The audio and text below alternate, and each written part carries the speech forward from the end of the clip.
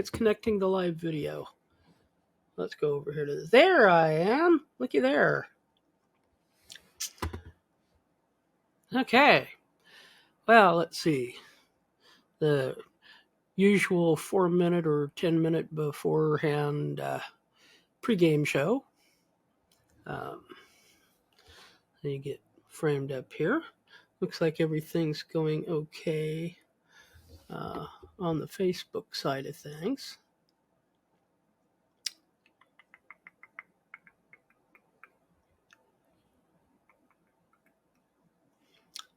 All right.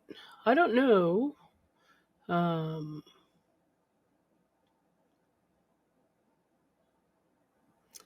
If I'm going to see any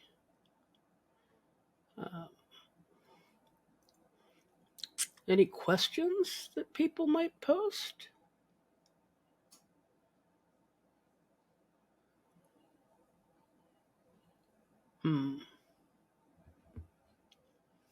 I don't know. You got like 3 minutes to go before it's officially live. I'm not going to start any of the housekeeping or any of that until noon, 2 minutes. It's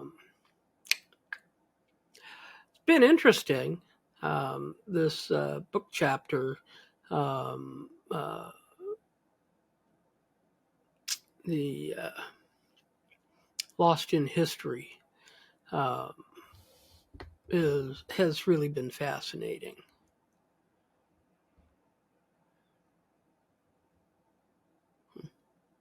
The Facebook thing looks a little bit on this kind of a soft focus, but the on the Riverside window, it looks nice and sharp. I knew. Anyway, we'll see. Let's see.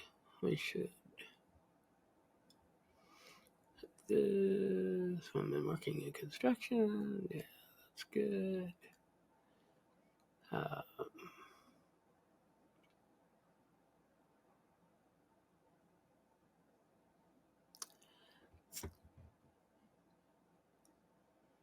Let's see. Oh, yeah, okay, there's the title of it.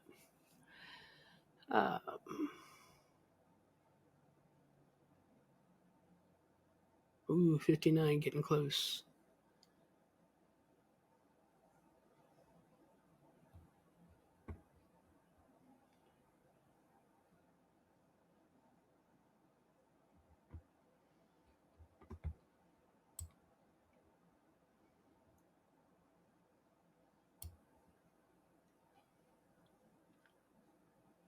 $11.59.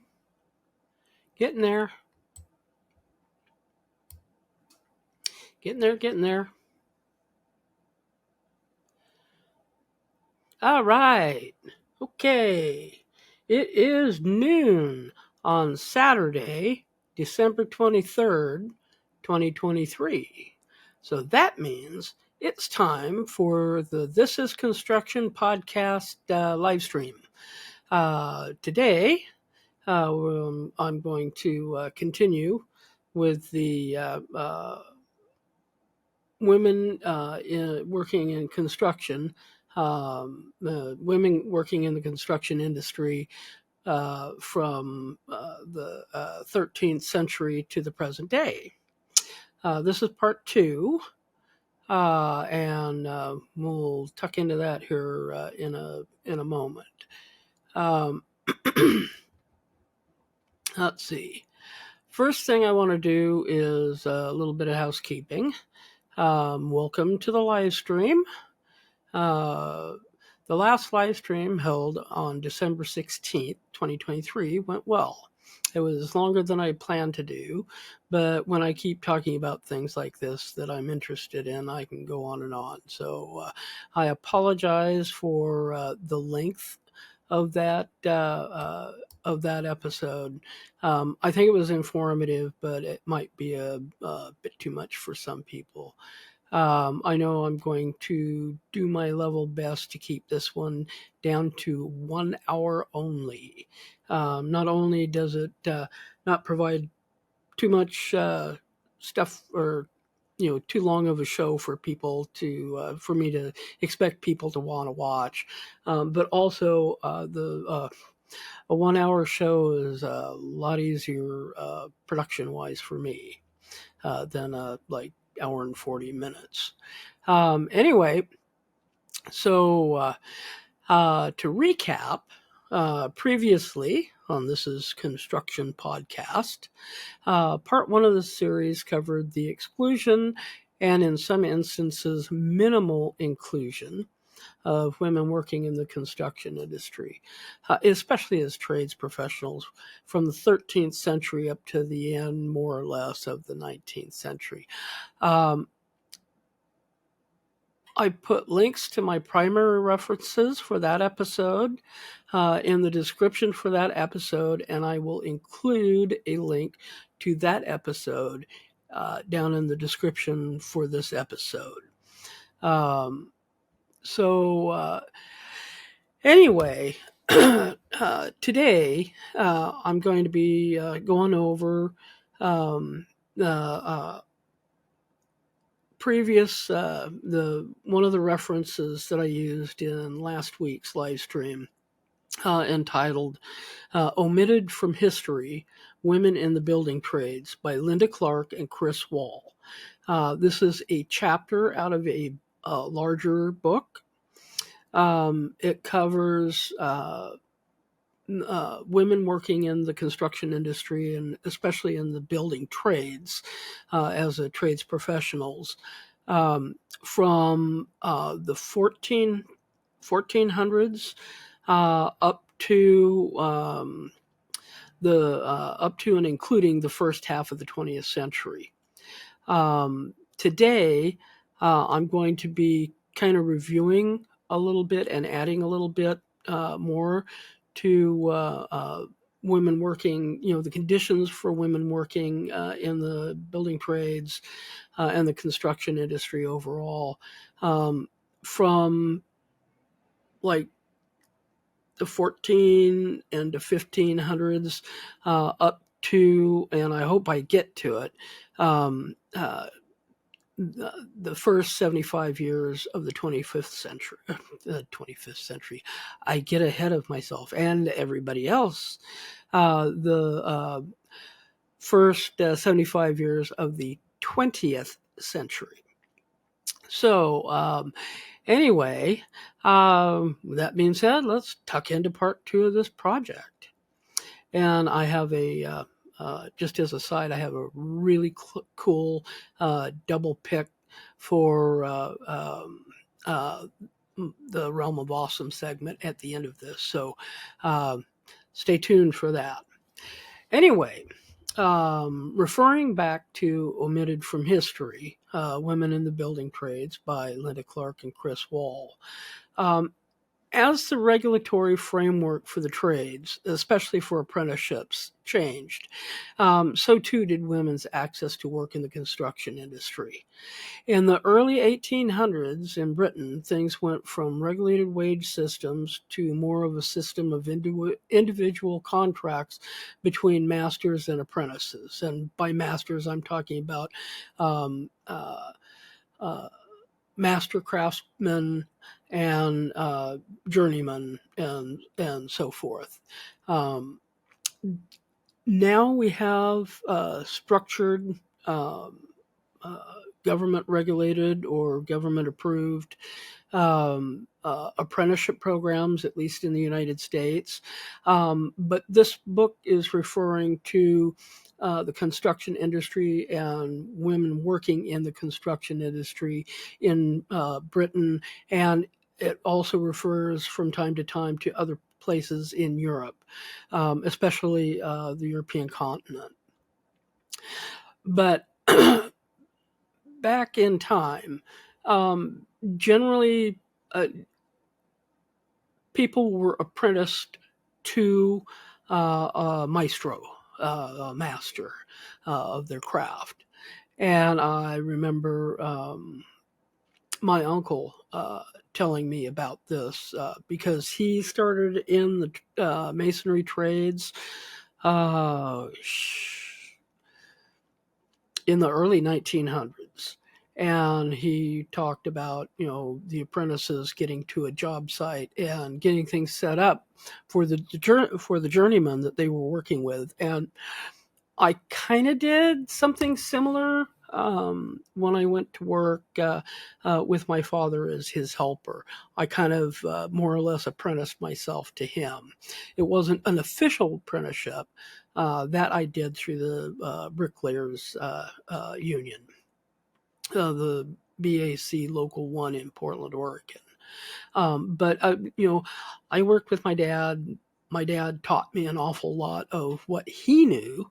And then when he retired, I went to work for other contractors, and I did a formal apprenticeship through the BAC for tile setting and marble masonry. But anyway, getting back to how things were in Britain in the early 1800s, the system of apprentices working for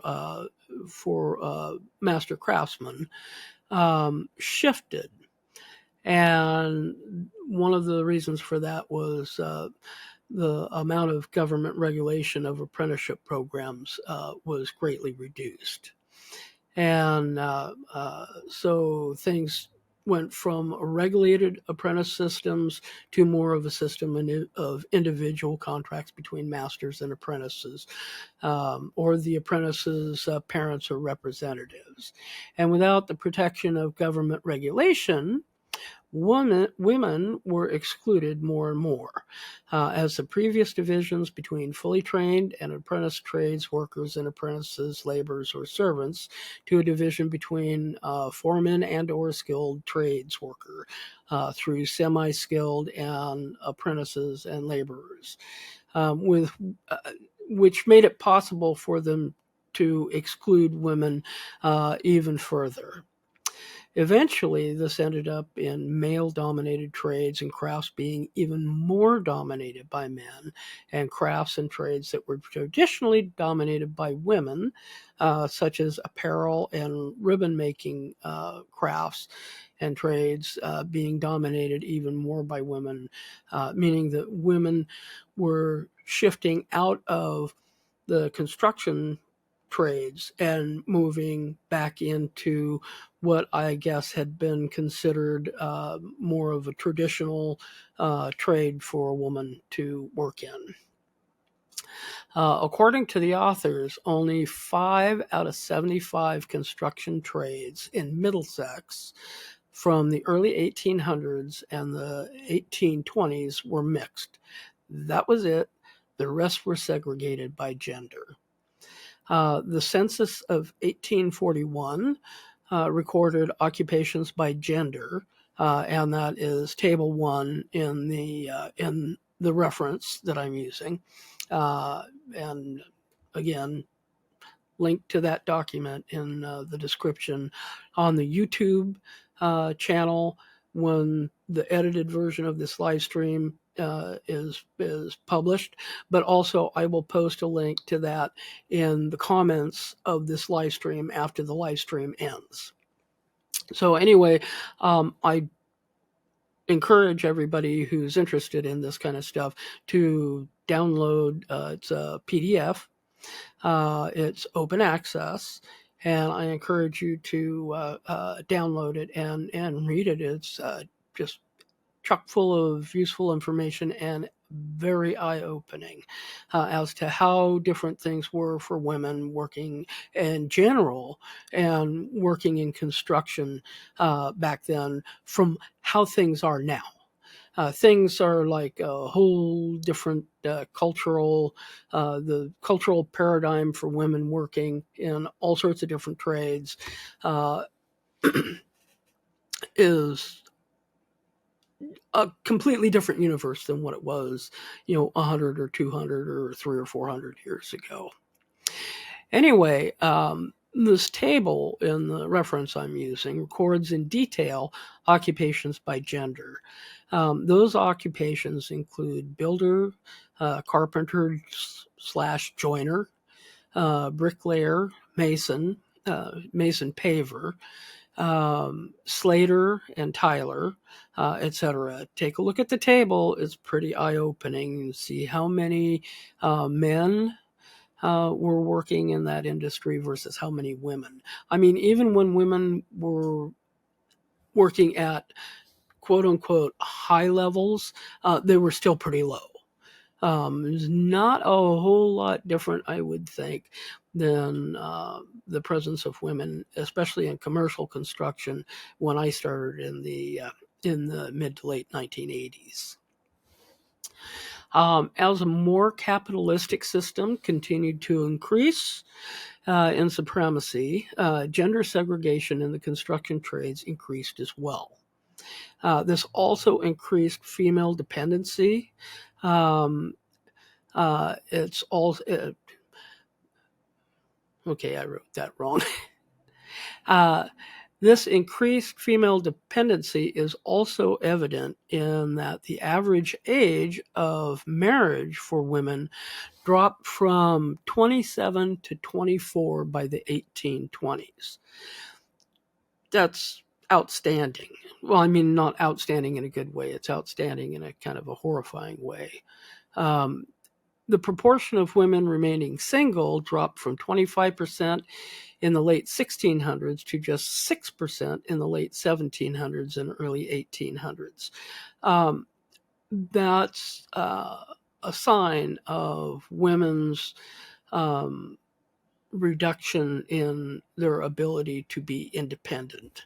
I think, again, this is probably mostly an artifact of the time and place that I am living in. That is the United States in the early 25th century. God, I'm doing it with the 25th century thing again. In the early 21st century, I'm temporarily challenged. Always have been. But anyway, I'm used to being able to do pretty much what I want, when I want, where I want. As far as working goes. But back in the 17 and 1800s, and the 1600s, really, if you're a woman, you were at the mercy of men. I mean, by and freaking large. And so when you look at something like, over a period of time, the proportion of women who remain single for a large part of their lives, dropping from 25% down to just 6% in like 200 years, or no, less than around 100 years. That says a lot about how much women were forced into dependence on men culturally. Also, given the absence of statutory control of trade unions and master associations, those organizations went back to operating according to cultural customs and practices with regard to restricting entry into the construction industry through apprenticeship. Now that, this is, just more evidence of what I was just talking about a moment ago. The carpenters and bricklayers unions in Britain in the first half of the 1800s imposed not only age restrictions and gender restrictions, which confined apprenticeship and membership to men only. The view was that women should not be allowed to hold the status of artisan, and that skill in a construction trade was a masculine quality and not a quality of femininity.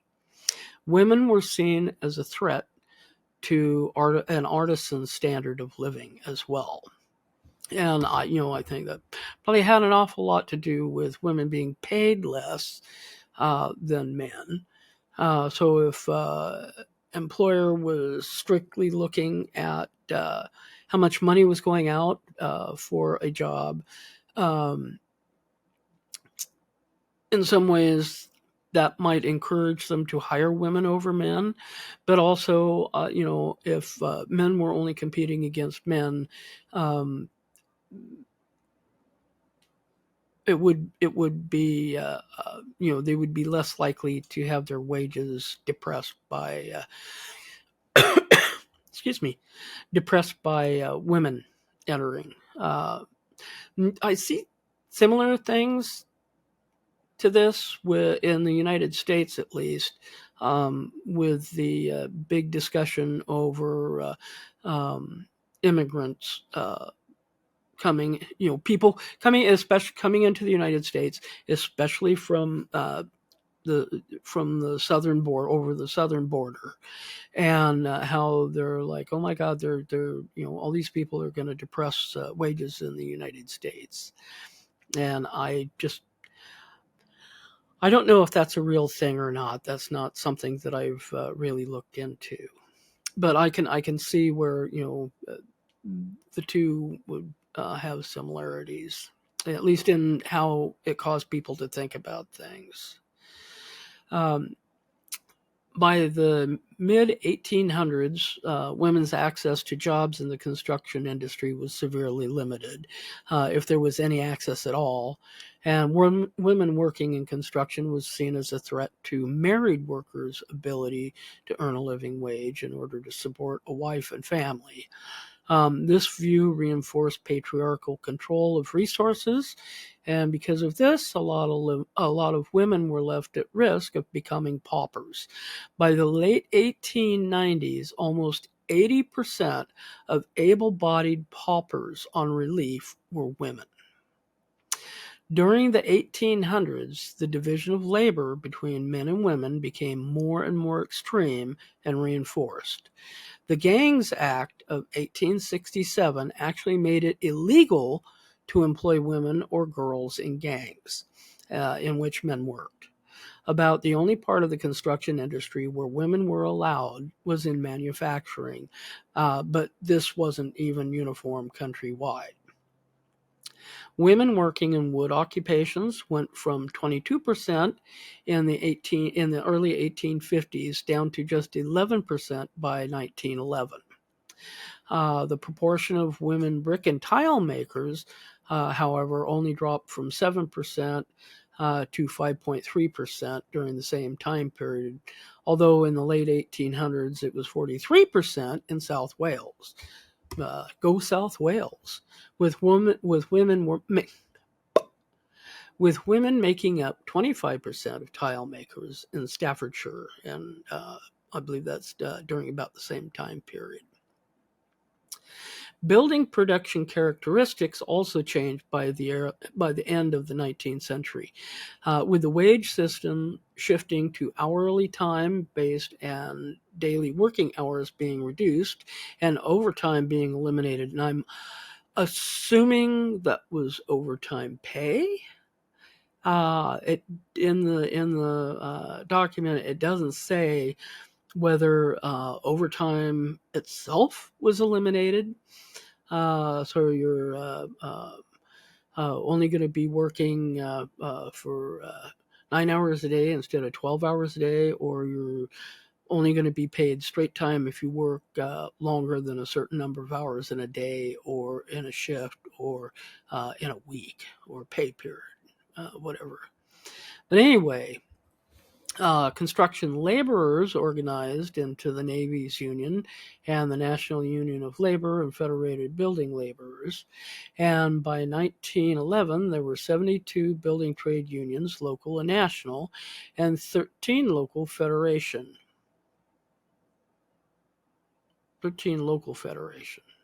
And they all remained as exclusive to men as the industry overall. This is documented by census figures for 1911, showing that only, check this out, 672 women worked in the construction industry, while in 1891 there had been 1,850. Figures were similar in the rest of Europe, with Denmark being a notable exception, with more women working in construction than elsewhere. However, I would like to say the number of women working in construction, even in Denmark, was a small percent of the overall labor pool. Much of this would change, however, with the First World War. And see this in both world wars. My mom actually was a welder in the shipyards in Portland, Oregon during World War II. Anyway, World War I caused severe labor shortages in the construction industry as men were sent away to fight. Women stepped in and filled their shoes. Employers were reluctant to hire women at first, and the trade unions were very resistant to the idea of working in any of their trades, adding a restriction on women entering the trades that they should only be allowed to do parts of a skilled job that was traditionally done by men. That's not the whole job. You're only allowed to learn a part of it and perform that. And semi-skilled men were then promoted to skilled jobs, and women were afforded the semi-skilled jobs. This kept women in a subordinate position with regard to men and ensured that women could not earn a fully skilled wage. Despite these restrictions, though, there was a lot of publicity and praise for the speed that women were able to learn manual skills, as well as their diligence and the quality of the work. And let me say that the fact that people were surprised that women were able to learn manual skills quickly, be diligent, and do quality work really is an eye-opener as to how women were seen in society. I mean, this series that I'm doing is absolutely fascinating and horrifying all at the same time, at least for me. But anyway, let's see here.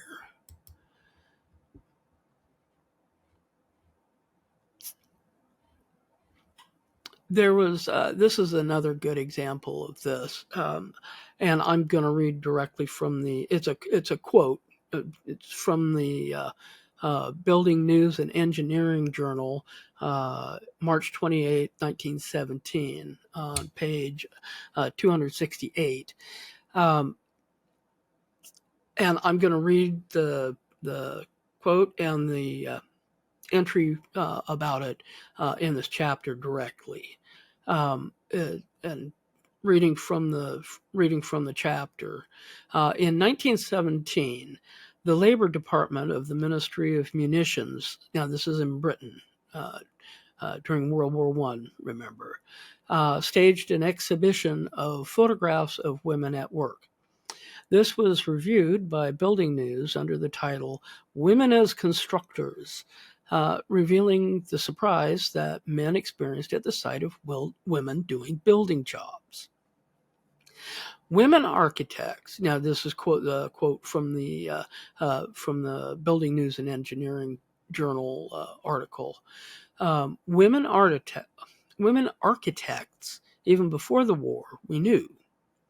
But that women bricklayers, carpenters, woodworking machine operators, and indeed workers in almost every branch of the building trades would have attained in a couple of years to a skill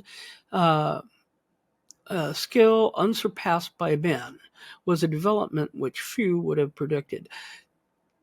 This is what I'm talking about. Culture.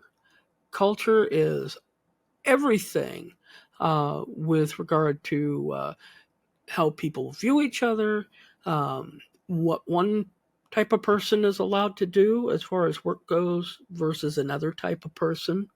In this case, what men are allowed to do versus what women are allowed to do, or even believe that women could do.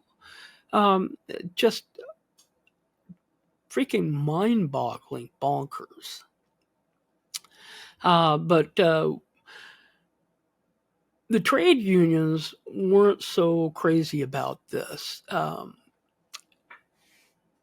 In some instances, even after just short training courses, women were doing jobs well that had previously required a full apprenticeship.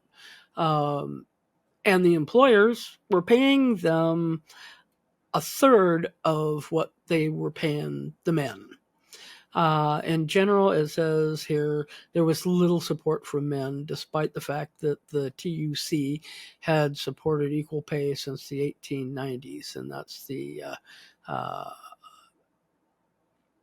believe that's a trade union, TUC. Anyway, women working in the building trades was brief. The restoration of pre-war, the restoration of the Pre-War Practices Act, passed in 1919, saw the majority of women ejected from their jobs and directed back to traditional employment. I don't think it was that bad after World War II, but it says here that many thousands of auxiliary members and dilutees, that's something else that women were called dilutes, because you're diluting the women are diluting the workforce by being a part of it. They were thrown out of electrical industries, and they had, even though they had no prospect of returning, they were allowed to draw unemployment benefits. But once the benefit was exhausted, wait a minute. Okay, it says thousands of auxiliary members and dilutees were, for instance, thrown out of the electrical industries, and, though they had no prospect of returning, were entitled to draw unemployment benefit. Once the benefit was exhausted, they just went and did something else, because they wouldn't be allowed back in to do the work that they had been trained for. The men were back, and so now you just go off and do your own thing.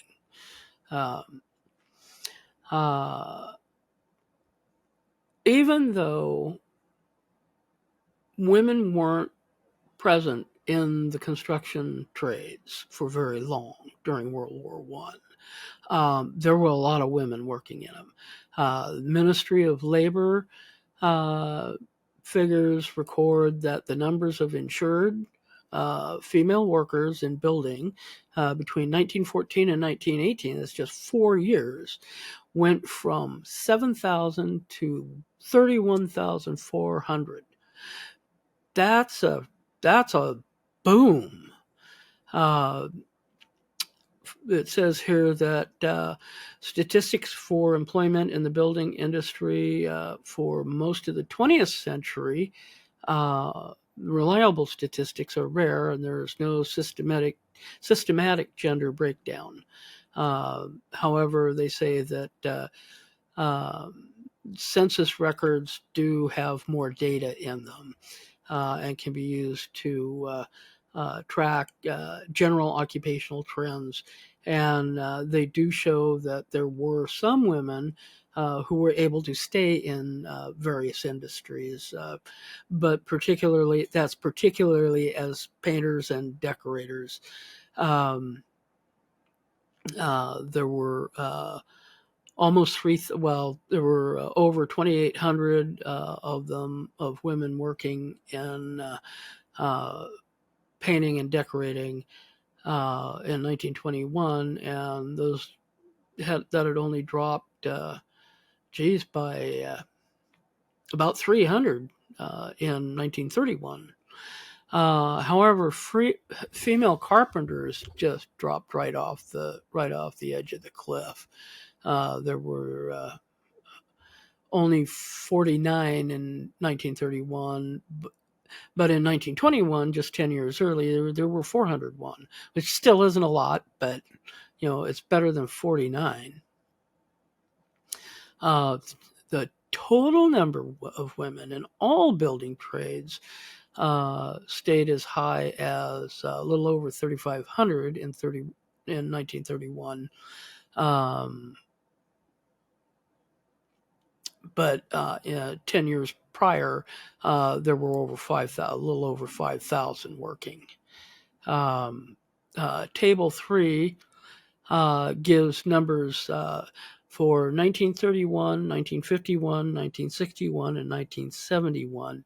And it gives the total people working in the trade, the total number of women working in the trades, and the percentage of women working in those trades. And it's pretty minuscule.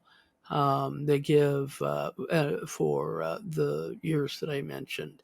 The trades that they have listed in the tables are carpenters and joiners, bricklayers, laborers, painters and decorators, and then they have at the bottom of the table total in all building trades. And I don't know if that's all building trades in total or just the building for all the building trades that are listed in the table. I don't have my calculator out.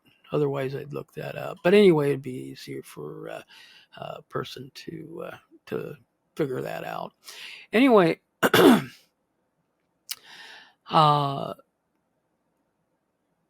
this is the during World War II. We have a similar story. Building occupations were not reserved in the early years of the war, and loads of men signed up, so that by 1941, although I'm reading from the document here, so that by 1941, although the schedule of reserved occupations had been amended, the industry was short of 50,000 building workers. I'm assuming that's in Britain. The shortage became worse with the entrance of the USA into the war at the end of 1941, when a vast amount of building work became necessary to provide accommodation for America. Oh, yeah, okay. Yeah, well, they needed to be able to house and train American troops and build airfields and whatnot in preparation for the invasion of Europe.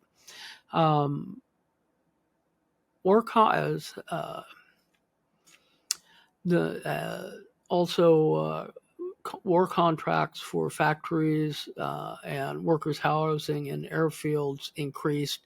So did the need for skilled and unskilled labor. The National Joint Council for the Building Industry,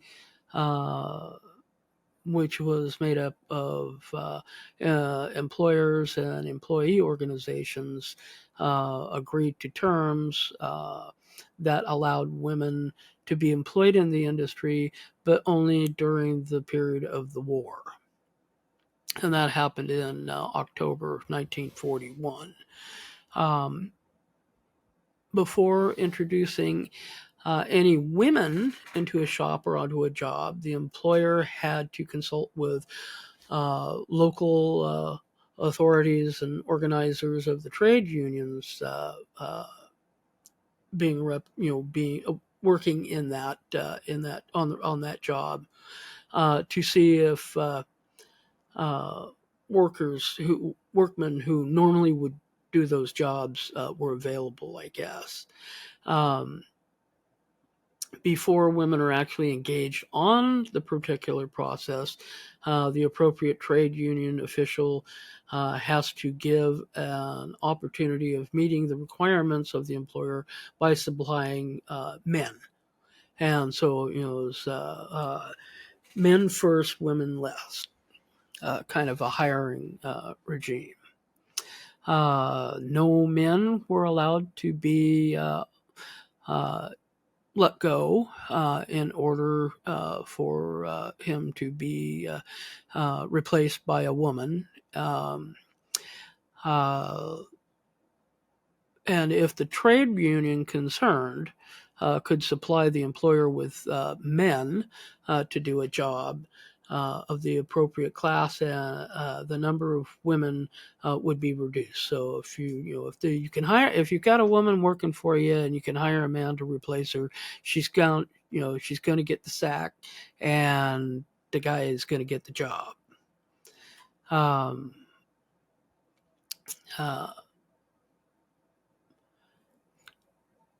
The Ministry of Labor and the National Service noted that these conditions on the engagement of women in practice, only possible through the relevant trade union, would result in very few women entering building employment.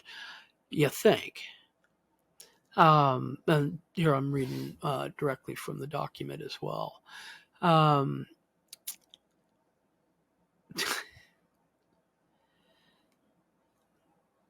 Okay, it's the specified basic rate for wages for women engaged on craft processes was 20% less than the corresponding male rate. And that was by freaking law, or at least government policy.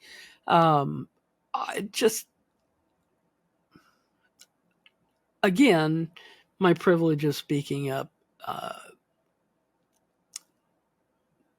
Wage parity, not happening. The government even says not happening. Now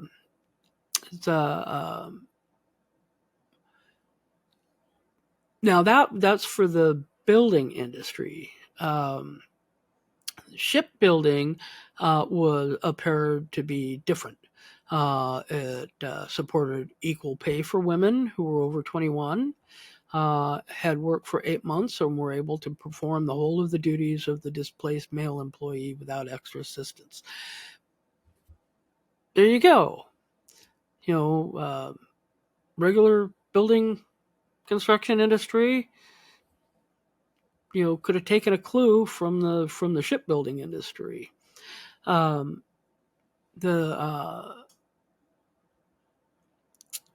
Ministry of Labor also produced literature that was aimed at encouraging women into trade jobs or manual jobs in shipbuilding. And it was apparently really different than that used in the building construction type of trades. And they have, in figure 4, they have a pair of war recruitment posters.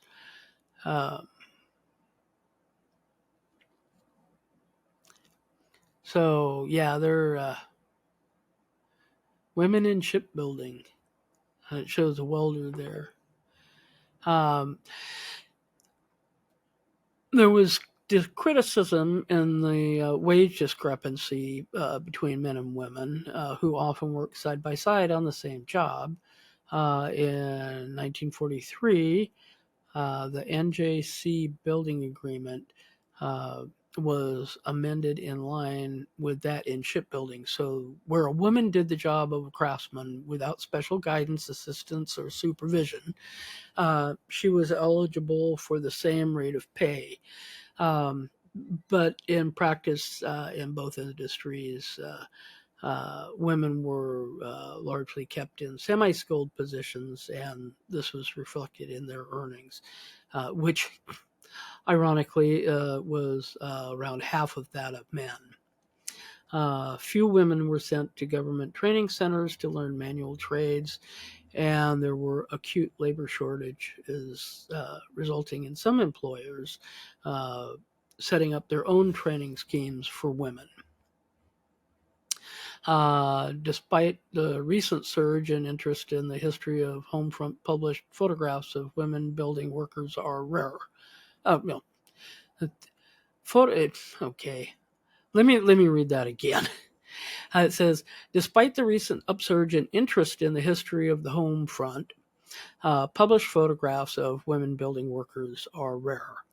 The Imperial War Museum photographic collection contains over 100 images, and Figure 5 shows women making prefab timber huts and women laborers clearing bomb rubble in Islington.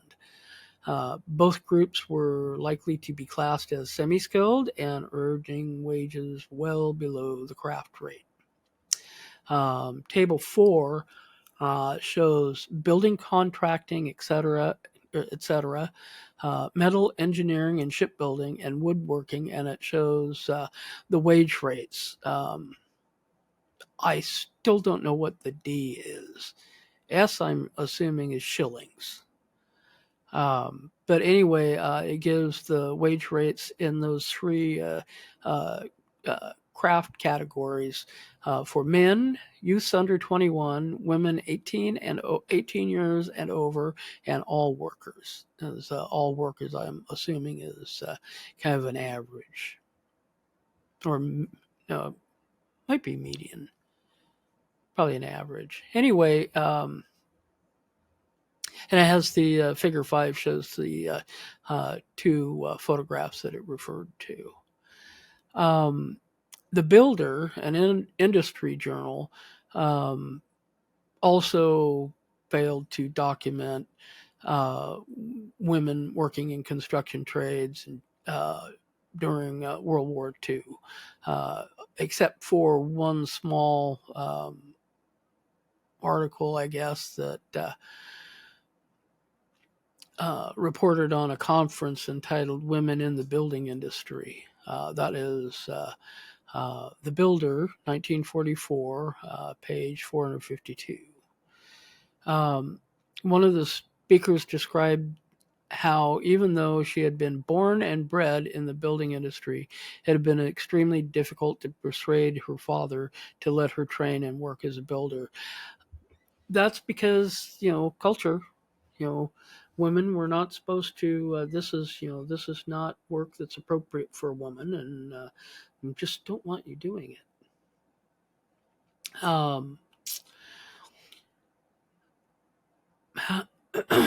However, the conference unanimously resolved that given how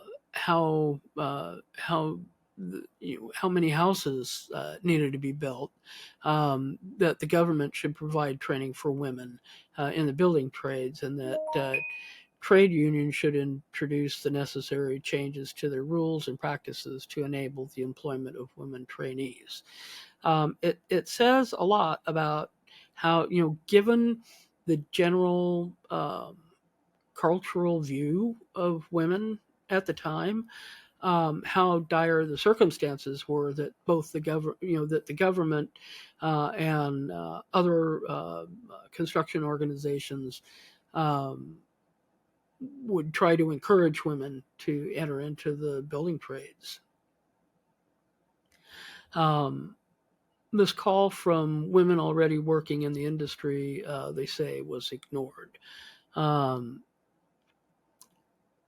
the end of the war, and given the severe shortage of labor,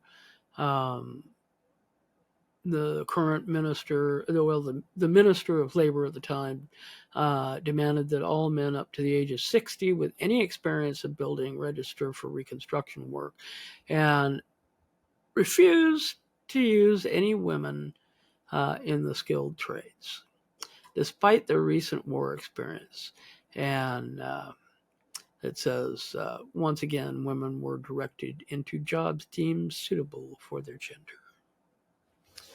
So you just go over there, little girl, and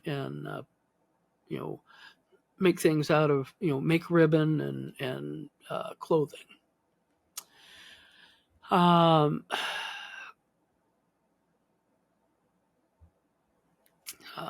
Union leaders also downplayed women's role in construction at home during the Second World War. Um,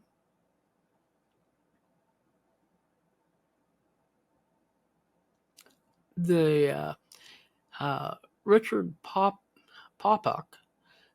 who is secretary of the National Federation of Building Trade Operatives, president of the Building Industry National Council, and member of the Central Council of the Ministry of Works and Planning, and having a seat on just about every committee and subcommittee during the war years that had anything to do with employment and training in the building industry, wrote in 1948, and this is also from the document. Over the last 20 years, the number of women in the building and public works contracting industries barely exceeded 1% of the total personnel. It seems, therefore, that there will need to be drastic changes in custom if women are to make any substantial encroachment into what has so far been a preponderantly masculine sphere. He said there is no sign of any such invasion yet.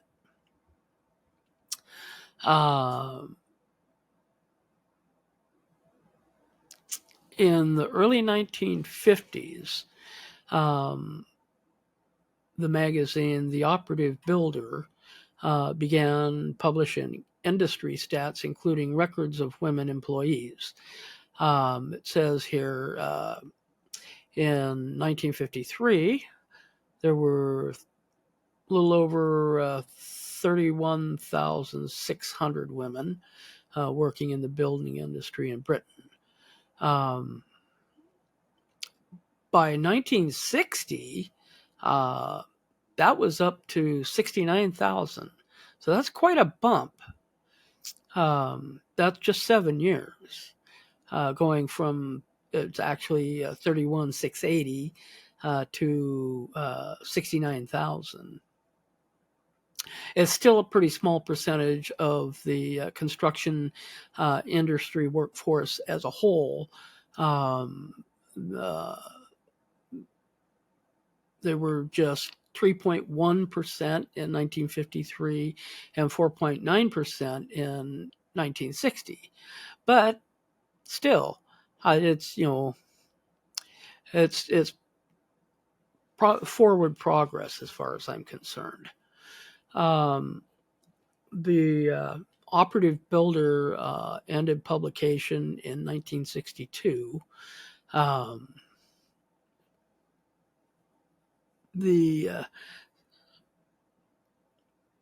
the census returns, the census numbers for Britain, confirm these numbers, showing that some women did indeed manage to retain their jobs in the industry. They were mostly women painters and decorators who managed to stay on for another 3 decades before they finally gave up the ghost. And I kind of wonder if they were in that for 3 decades. I'll bet that a lot of that reduction was through attrition. If you don't have new people coming in, eventually, as people retire, that's essentially going to be a countdown clock, and when you hit 0, you're out. We have that problem in some areas of the building trades right now, with not enough people entering, which is actually the whole point of my podcast, is to educate people about construction, about the trades, and to maybe spark interest, and hopefully there will be some people who, between my podcast and other information they get, decide to enter a field in construction, either a trade or into management, or one of the other support industries, and take that up as a career because we need people. Let's see. Women in construction numbered over 10,000 in 1951, and this is again in Britain, I believe, and it went as high as 11,920 in 1961. Although that fell to 5,180 in 1971. Denmark, however, from in the same period, the number of female painters begins to rise dramatically as apprenticeships were opened up to women, following research showing that the large number of painters with brain damage. Oh God, here we go. With brain damage due to high levels of exposure to white spirit. By 1985, 7.2% of painters were women, and the numbers continued to rise, reaching 25% in 2001. And that's, it's like, yeah, okay, so first we have wars that pull the men away from construction jobs. And so women are allowed in, and you can go ahead and go to work. But then when the men come back, we don't want you anymore. Go back to doing the gender appropriate jobs that you were doing before the war. And then later on, when the male painters start getting sick from the materials they were working with, they're like, "Oh, women, come on, you can come on back here. Come on back here. Pick up a brush, do some painting." I don't know. Anyway,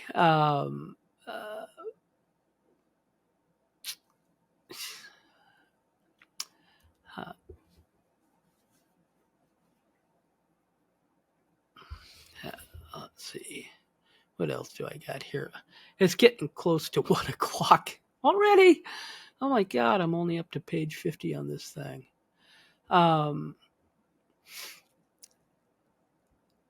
Hang on a second. I'm probably going to edit part of this out because it's just I'm reading here and trying to pick out what I want to say about this.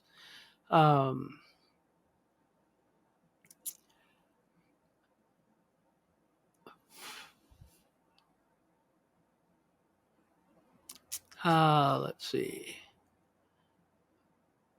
There was going to be a post-war skills crisis was anticipated, and apparently the industry and or the government looked into trying to figure out how they were going to deal with that. There was a proposal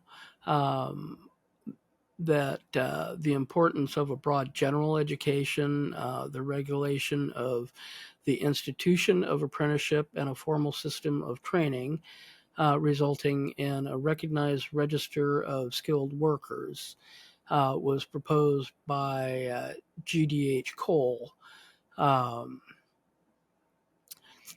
His proposals were not heeded, and the 1943 Training Act defined the terms that continue to distance apprenticeship from mainstream education. Apprenticeship training wasn't going to be paid for by the state.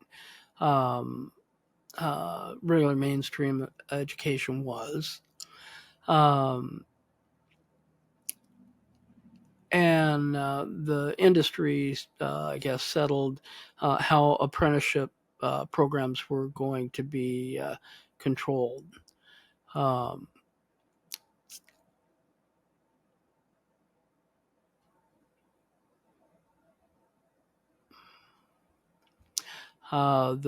Building Apprenticeship and Training Council, BATC, was formed. consisting of employee and industry representatives together with members of various government departments. They sought to systematize and standardize apprenticeship training, but there wasn't any attempt to encourage girls to enter the training apprenticeship programs. The BATC was disbanded in 1956, and training was again left up to industry, where custom and practice went ahead and let the old ingrained prejudice of both trade unionists and employers come back. Training for the industry was in a state of crisis, and there followed a hiatus lasting 9 years when there was no central coordinating body at all for construction training until the Construction Industry Training Board was established in 1964. So various it looks like you've got is regulation and order, and then just nobody has a clue, and things that are not done well, and then they go back to government regulation, or at least standardization, which is pretty much what we have in the U.S. Come here. You can come down here, or you can go around. You can come down here, right here, and then over there. There you go. That's Little Bits. Special guest appearance. Probably wanting something. Anyway, jeez.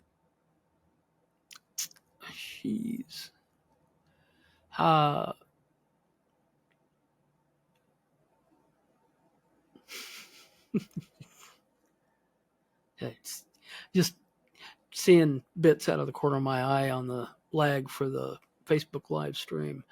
In 1971, the number of women working in construction trades, it says in construction, so I'm thinking not just the trades, probably all aspects of construction had really declined. And it says, although this period coincides with a period of relative union strength, women were not really on the building trade union's agenda. The craft trades union were still adhering to the 19th century notion of apprenticeship, and just not recognizing anyone who would gain skills in building trades outside of the apprenticeship route. And that means that all those trained in the government training centers, and effectively all women, were not recognized. It says the only industries that recognized women were the electrical industries, and that's just because they didn't want to go through what they had gone through during the First World War. And that union was especially organized to take in women. Let's see. It says the Electrical Trades Union actually. My bits. Wait. It ended. Okay, well, the live. No. Oh, I guess maybe I am back.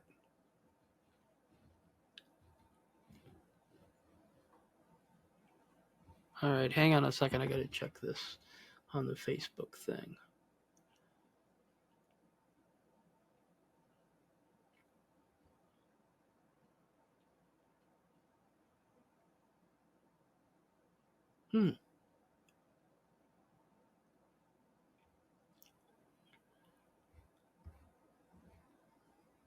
Okay, it says I'm still live.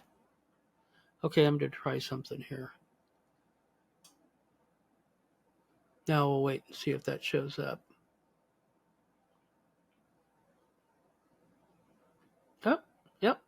I am. No, there I am waving. Okay, I guess I am still alive. Oh, I'm still alive. I just guess I'm still live on Facebook. Huh, bets. Anyway, let's see. Um, let's see. Went through that. Okay. Okay, getting back to the Electrical Trades Union after that little hiatus there. The Electrical Trades Union set up more emergency section for people, I'm assuming women, who had not been in the industry before. And in 1943, they formed a female section with about 5,000 members, mostly what had been called dilutees, who were working in semi-skilled positions.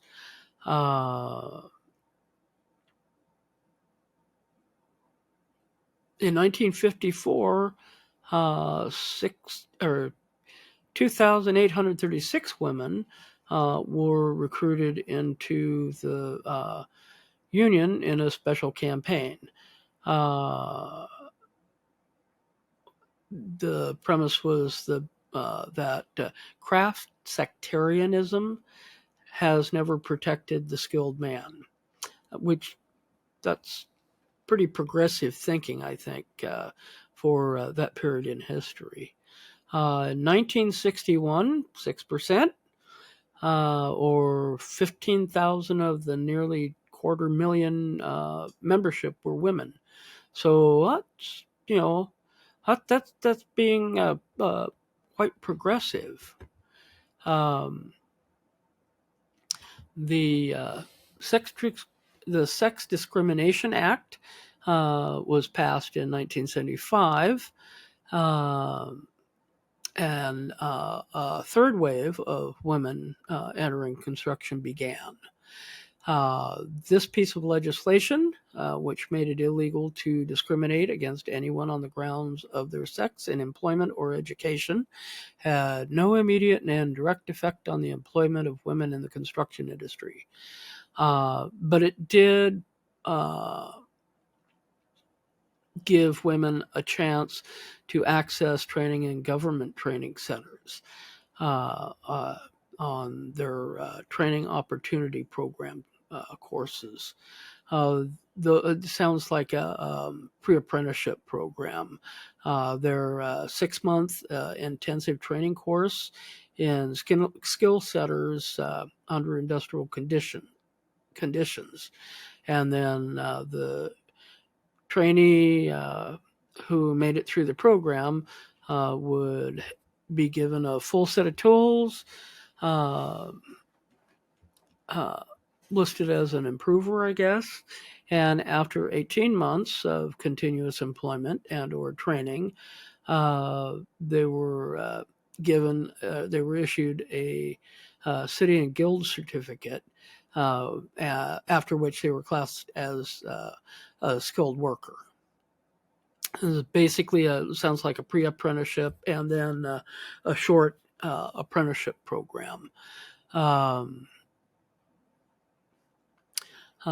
Says this was revolutionary for women, since it was the first time that acquisition of craft skills was possible without the patronage of an employer through the apprenticeship system. Yeah, that's quite the leap there. And I think that I will stop it right there because we are at 105 and I still have some other stuff to get through. And this actually, this brings us up to the mid 70s, which is where I wanted to be. Next week, I will continue on with this. And we will go from conditions for women working in the construction trades and the construction industry in general. And here comes Bits again. Come on down here. Come here, buddy. Come here. Right here. Bits, come here. Down here. There you go. And then over. That a boy. He's such a good boy. What's a good boy? Yes. I'll try to keep him occupied. I think he's prompting me for a snack. Oh God, now I said the S word and the magnificent floof is staring at me. Anyway, um, I will continue on with this next week, and we will wrap up by taking things, looking at women working in the construction trades from 1975 to the present. And I tell you, has been an amazing amount of improvement in women working in the trades, in just a very small handful of years. I'm also going to try to dig up some information on how the construction industry was impacted by the SARS-CoV-2 pandemic. I know I was working in commercial construction during that time, and I had left construction in 2008. Because when the Great Recession hit the U.S., and because I could see where things were going, and it just wasn't going to be good. But I re-entered it 10 years later in 2018, and I was really surprised by the number of women working in commercial construction when I came back into the Bricklayers Union, and for it to go from, like, I very rarely saw a woman on a commercial job to there were women working all over the place in all of the trades. It was just amazing. But then when the pandemic hit and there were work restrictions put in place, not only did I lose my job, but I also lost my home. And I'm sure, what I noticed, and here comes the Bits again. Come here, Bits. Bits. Come on, Bits. Down here. Come on. Come on. Come on. Keep going. Keep going. There goes the mic. Yep. All right. That wasn't good. All right. Anyway.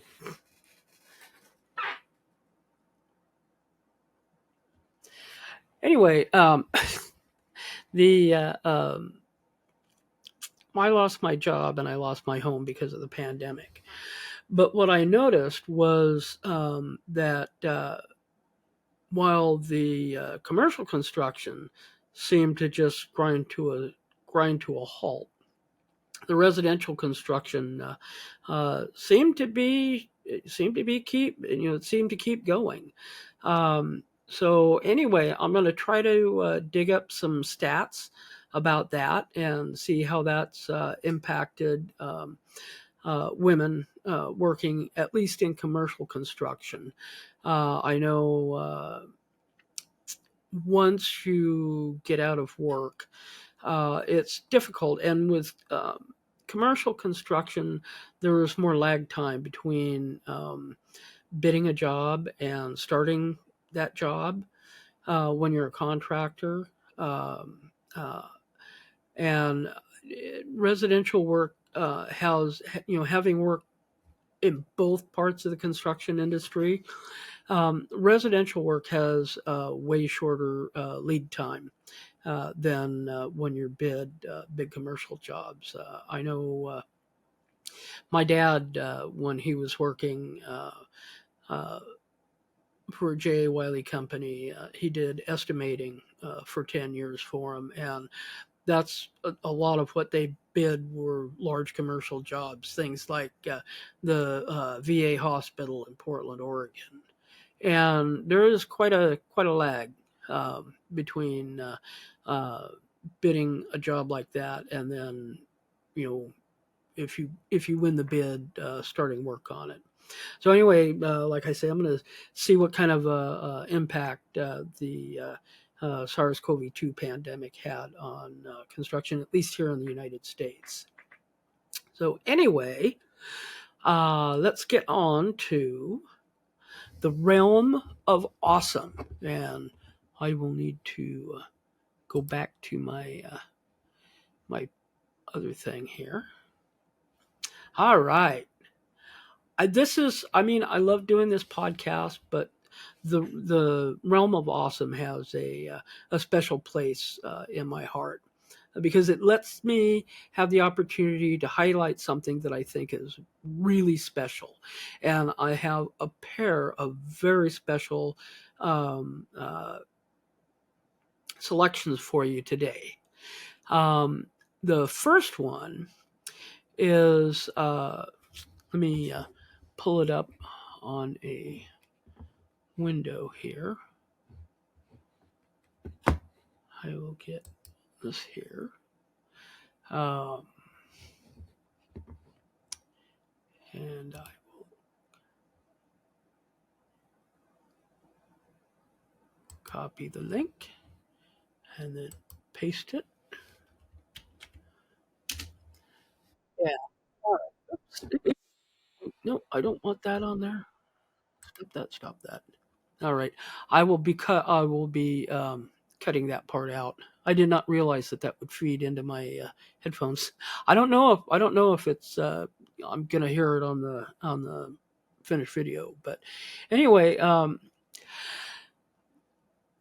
my first selection for from the realm of awesome is a YouTube channel called OTR Food and History. Now, I'm a history nerd in a lot of ways, and I am also a food and cooking nerd. So history and food really just go like two peas in a pod. OTR Food and History has documentary type episodes. Really interesting. They did one called, I think it's The History of Curry, which is just fascinating. And he covers like thousands of years of history, talks about what curry is and how curries differ from region to region and culture to culture, and how we came to call these particular types of spice mixes curries in the first place. But the episode that I am linking to in the description down below is entitled Hill Tribes, Refugees, and Food History Along the Thai-Myanmar Border. It's a little bit longer than he usually does, at 1 hour and a little bit over, about 1 hour and 17 minutes. But absolutely amazing documentary work in a part of the world that most people are not familiar with, and the plight of some peoples who are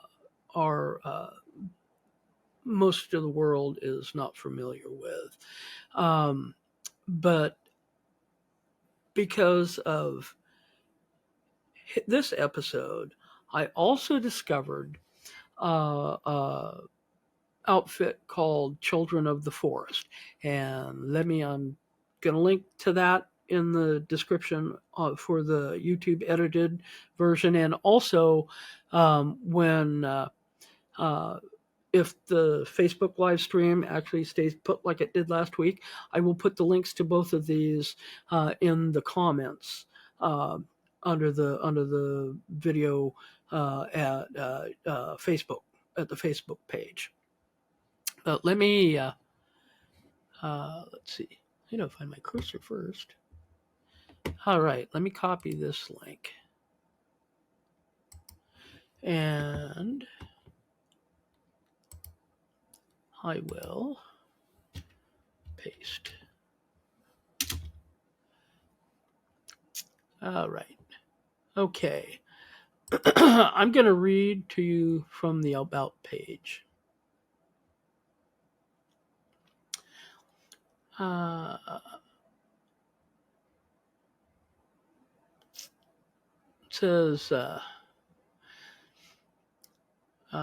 they're supported by donors, including a network of NGO partners. They have long-standing relationships with several international donors, including Kelly Family Foundation, Mission Bambini, the Kelly Foundation, Kelly found. All right, the Kelly Family Foundation is based in the United States. Mission Bambini, based in Italy. EMA, uh, based in the United States. Child's Dream Foundation, and let's see, I would have to open that page in a new tab. Okay, here they are. The Leonthelma Bartolotti from Canada, the Danish Women's Network of Thailand, and Just Trust Fund from the UK. And then they have a whole bunch of uh, other supporters too. Then they have, okay, here's the about info. It says after decades of armed conflict, repression, and economic hardship in Burma, many Karen and Mon families, these are ethnic groups, have fled across the border to areas such as Sangkhlaburi in Thailand. However, stateless migrant families in Thailand frequently still live in conditions of poverty and are subject to exploitative work practices, leaving children at most risk. Some children are orphaned, abandoned, abused, or neglected, while others are exploited for cheap labor or become victims of child trafficking. Although most of the children that come to us for help and support today are born in Thailand, they remain stateless without Thai national ID because their parents are undocumented immigrants. As a result, they do not qualify for free or state-subsidized health care and face significant challenges accessing the Thai education system. Thailand, I, I don't know if Thailand has birthright citizenship or not, but if you're undocumented, then and you weren't born in a hospital where you would have paperwork to document you, then I don't know, probably be like somebody born in the United States from non-resident aliens or undocumented aliens who had no way of documenting that they were born in the United States, I guess. That not the same, but kind of in the same general direction as what these kids in Thailand are experiencing. Not as bad though. They provide a residential home, school, and health care for stateless children, and they're working to break the cycle of disadvantage and poverty and provide a pathway to a safe, stable, and more fulfilling future. These kids have a huge set of hurdles in front of them because they're stateless. And if there is a way that I can figure of helping to support children of the forest, I'm going to do it. And if you are looking for a charity to donate to, this is a good one. This is a really good one. Their key objectives are to empower children to build a better future through education, youth development, and vocational training opportunities. To equip migrant children with the necessary language, skills, and knowledge to enable them to join the Thai education system and the Thai way of life more easily and safely. to provide a pathway for stateless children to gain formal Thai identification by way of a national identity card that provides them with rights and access to local health and education services, and to foster positive family relationships for children in our residential care, and ultimately reintegrate children with their families, providing it is safe to do so. That's freaking awesome, man. So anyway, that's my those are my two selections from the realm of awesome. And let's see. As always, if you like this episode, give it a thumbs up. If you have not subscribed to the channel yet, please, please, please smash that subscribe button. And it doesn't cost you anything. It's like following somebody on Facebook or the short form platform formerly known as Twitter.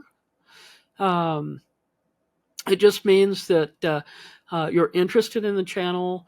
The more followers I have, the easier it will be eventually to monetize this project, and so that I, can, have some financial support for it. Also, you can click the little bell. That way, you'll be notified of new episodes when they post to the YouTube channel. Last week's episode, I actually posted it a little bit early for a change. Posted late Tuesday night, which meant that anybody wanted to watch it on Wednesday, it was available. So early is not technically on schedule, but early better than late. Then also, I forgot what I was going to say.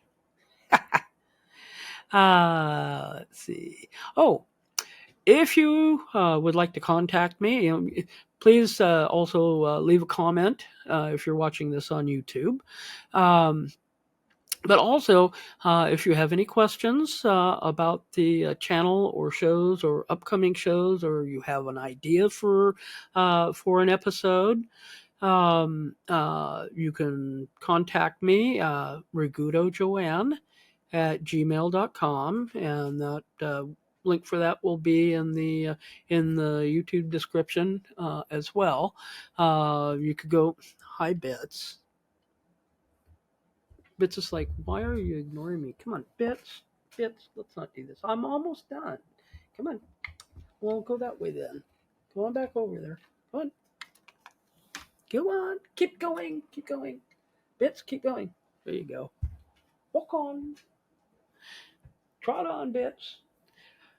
Anyway, if you would like to contact me, have any suggestions, or you would like to be a guest on the show, now that I am producing content regularly, I am going to be looking for guests to come on. I can provide you with a sample script. It's an outline guide to kind of give guests an idea of what they might like to talk about their trade, or their experiences working in a trade or in any other aspect of construction. You can also get to the podcast Facebook page by going to thisisconstruction.net and clicking the little Facebook social media icon. That will take you directly to the show's Facebook page. Anyway, hope anybody watching this enjoys it. Hope it's a little better than the episode last week. Always trying to improve, and I'm still very, very new at this. So anyway, thank you for watching, and I'll see you later. See you next week when we conclude this three-part series on the This Is Construction podcast. And I am out.